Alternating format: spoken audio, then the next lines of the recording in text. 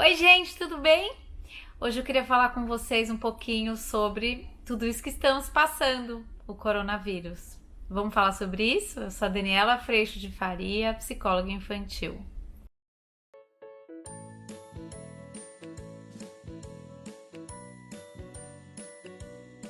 Oi, gente! Vocês sabem que muitos de vocês talvez já tenham assistido aqui no canal o meu testemunho.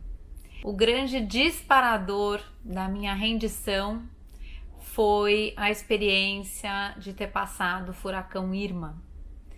Na hora em que a gente se dá conta do quanto a nossa condição humana é vulnerabilidade, a gente é capaz de enxergar a nossa tentativa de controle, a nossa ilusão de controle, nossa arrogância, prepotência, o quanto muitas vezes a gente se põe no ponto central da nossa vida, o quanto muitas vezes tem orgulho, vaidade e tudo isso. E agora a gente está vivendo essa experiência de plena vulnerabilidade com o coronavírus e tudo que está acontecendo. No próximo vídeo eu vou trazer para vocês algumas estratégias talvez ou possibilidades do que a gente pode fazer enquanto família, como que a gente pode lidar com esses dias para que sejam dias gostosos. Mas nesse vídeo eu queria ler para você uma mensagem que eu recebi e que coloca de uma forma muito bonita, em palavras, com muita clareza, esse lugar de vulneráveis e a nossa necessidade de Deus. A minha conversão cristã veio depois de uma experiência de profunda vulnerabilidade, mas de profunda conscientização a respeito da minha arrogância, prepotência, tentativa de controle.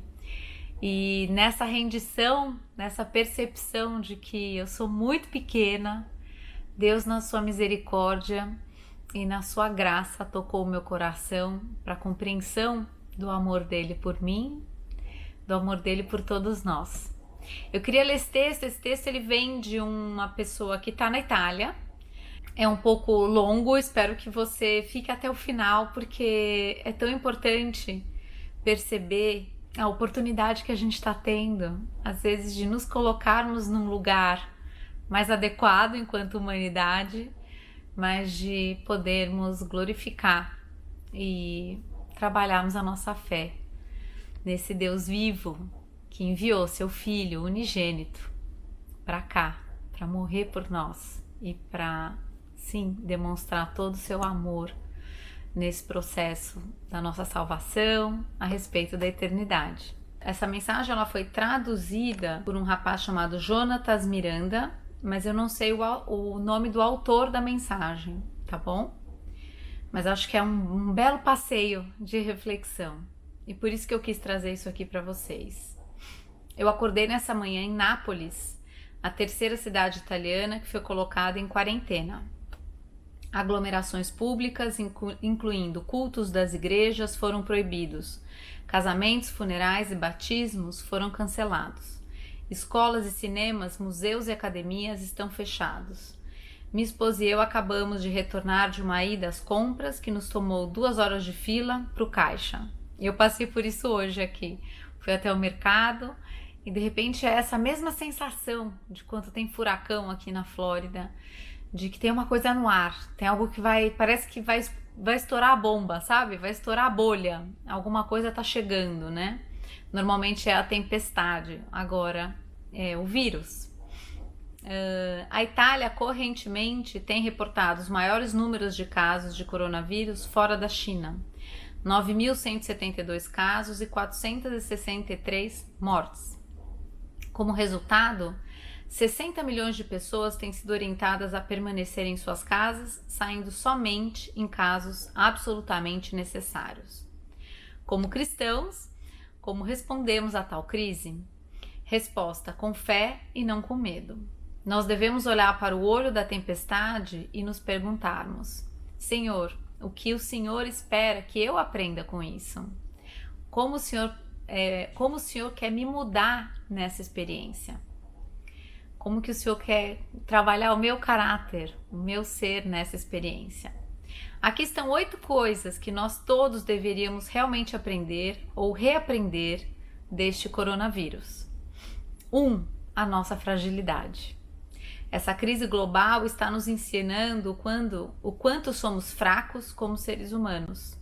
No momento em que escrevo, 98.429 casos de coronavírus foram reportados mundialmente, causando 3.387 mortes. Nós estamos tentando fazer o nosso melhor para conter a propagação. E na maioria das vezes eu acho que somos confiantes demais do eventual sucesso.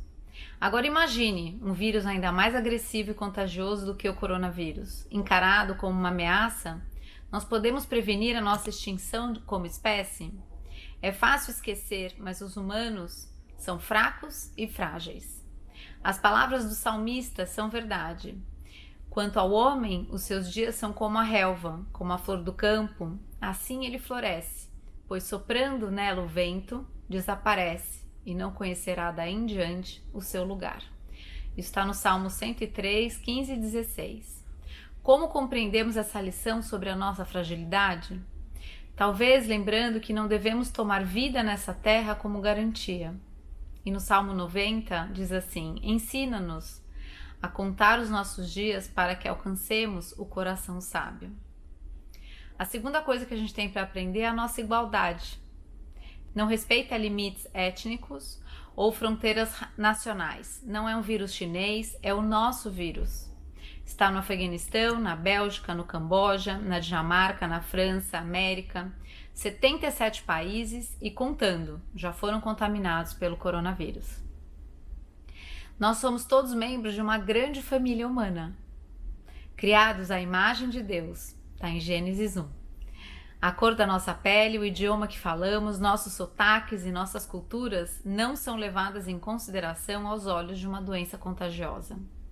Em nosso sofrimento, na dor de perder alguém querido, nós somos completamente iguais, fracos e sem respostas. Aos olhos do mundo, nós somos todos diferentes. Aos olhos do vírus, somos todos iguais. Terceira coisa para aprender, a nossa falta de controle. Essa me doeu demais para aprender, mas foi tão bom aprender isso. Todos nós amamos estar no controle. Nós fantasiamos que somos os capitães do nosso destino, mestres da nossa sorte. A realidade é que hoje, mais do que antes, nós podemos controlar partes significantes das nossas vidas. Nós podemos controlar o aquecimento e a segurança da nossa casa remotamente.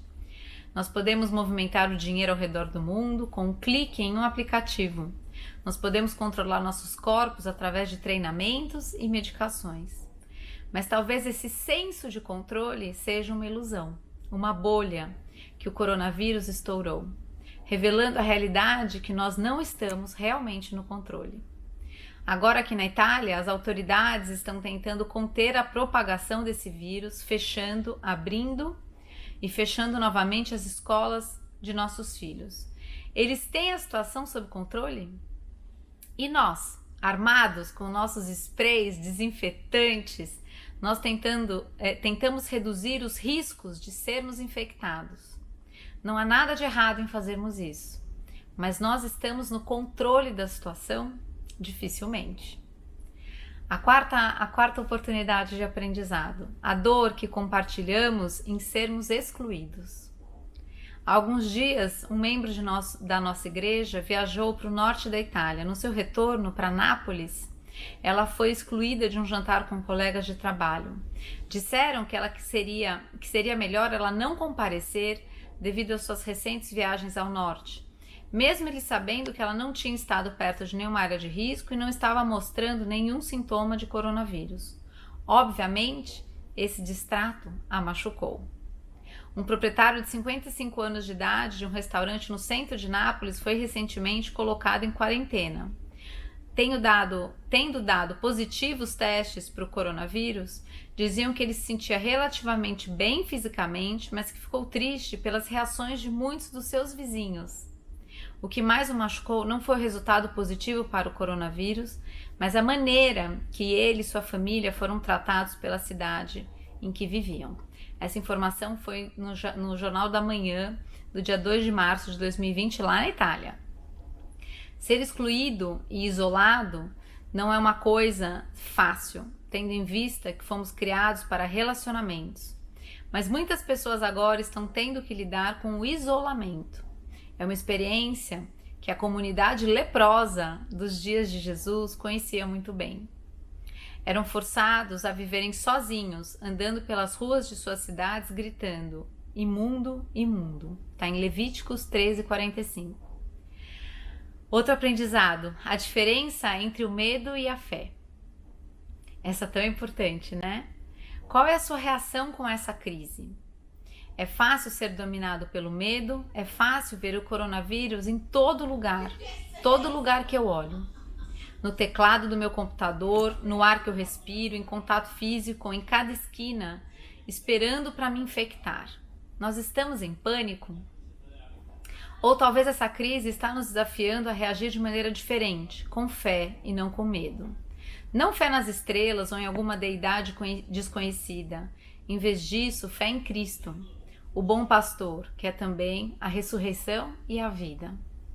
Certamente, somente Jesus está no controle dessa situação. Certamente, somente Ele pode nos conduzir através dessa tempestade. Ele nos chama para confiar e crer, para ter fé e não ter medo. Nossa necessidade de Deus e a necessidade de orarmos. Mais um aprendizado. No meio dessa crise global, como indivíduos, fazer a diferença? Vou repetir. No meio dessa crise global, como indivíduos, podemos fazer a diferença? Frequentemente, nós nos sentimos pequenos e insignificantes. Há algo que podemos fazer.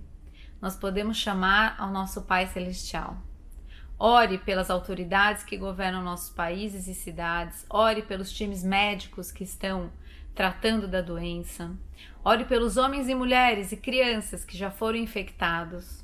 Pelas pessoas que estão com medo de deixar suas casas. Por aqueles que vivem nas áreas de risco. Por aqueles que estão nos grupos de risco com outras doenças e pelos idosos. Ore para que Deus possa nos proteger e guardar. Ore a Ele para que Ele possa nos conceder misericórdia. Ore também para que o Senhor Jesus retorne, que Ele possa voltar e nos levar para a nova criação que Ele tem preparado para nós. Um lugar que não haverá mais lágrimas, nem morte, nem luto, nem choro ou dor. Isso está em Apocalipse 21. Outro ensinamento: a vaidade de muitas coisas na nossa vida. Esse aqui é uma oportunidade tanto, né? Vaidade de vaidades, diz o pregador. Vaidade de vaidades, tudo é vaidade. Em Eclesiastes 1. É muito fácil perdermos a perspectiva no meio das loucuras da nossa vida. Nossos dias estão cheios com pessoas e projetos, trabalhos e listas de desejos. Casas e feriados que nós podemos ter dificuldade para distinguir o importante do urgente. Nós nos perdemos no meio das nossas próprias vidas. Talvez essa crise nos relembre com o que devemos nos preocupar nas nossas vidas. Talvez nos ajude a distinguir entre o que é significativo e o que é sem sentido. Talvez o campeonato de futebol, ou aquela cozinha nova, ou aquele post no Instagram não seja essencial para a minha sobrevivência. Talvez o coronavírus esteja nos ensinando o que realmente importa. Mais um aprendizado: a nossa esperança. Nesse sentido, a questão mais importante não é que esperança você tem ao se deparar com o coronavírus, porque Jesus veio para nos alertar sobre a presença de um vírus muito mais letal e já espalhado. Um que já atingiu todo homem, mulher e criança. Um vírus que não termina só na morte certa, mas na morte eterna. Nossa espécie, de acordo com Jesus, vive num surto de uma pandemia chamada pecado. Qual é a esperança diante desse vírus? A história da Bíblia é a história de um Deus que entrou no mundo infectado com esse vírus. Ele viveu com pessoas doentes, sem vestir uma roupa de proteção química, mas respirando o mesmo ar que nós respiramos, comendo a mesma comida que nós comemos. Ele morreu isolado, excluído do seu povo, aparentemente longe do seu pai, em uma cruz. E tudo isso para que ele pudesse fornecer a esse mundo doente um antídoto para o vírus, para que ele possa nos curar e nos dar a vida eterna. Ouça suas palavras. E disse-lhes Jesus: eu sou a ressurreição e a vida. Quem crê em mim, ainda que morra, viverá. E todo o que vive e crê em mim não morrerá eternamente. Crês nisto? Está em João 11, 25. Ai, dá vontade de chorar, né? Eu passei por essa experiência na minha plena vulnerabilidade e tô passando por ela de novo, mas eu tenho que te dizer que passar por uma experiência dessa, cuidando do nosso relacionamento com Deus, faz toda a diferença.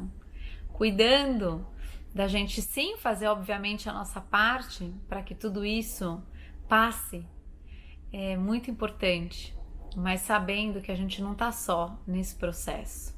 É reconfortante, traz esperança, responsabilidade e a certeza absoluta de que nós não estamos sós.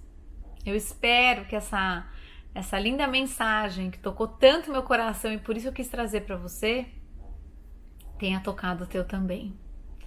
E nessa experiência de me perceber tão vulnerável e tão arrogante numa tentativa de controle que nunca existiu, eu me rendi. E desde então a paz chegou no meu coração, independentemente de todas as aflições do mundo. E é isso que eu desejo para o seu coração. Eu espero que nessa relação única que é sua e de Deus, que você possa receber essa graça e essa misericórdia nesse momento tão desafiador para todos nós, mas que nós possamos, certos da sua presença, entender que sim, não estamos sós e temos muito para aprender nessa oportunidade que estamos tendo. Um beijo, fica com Deus e eu espero que você tenha gostado. Eu agradeço muito a presença dele no meu coração. A gente se vê. Tchau!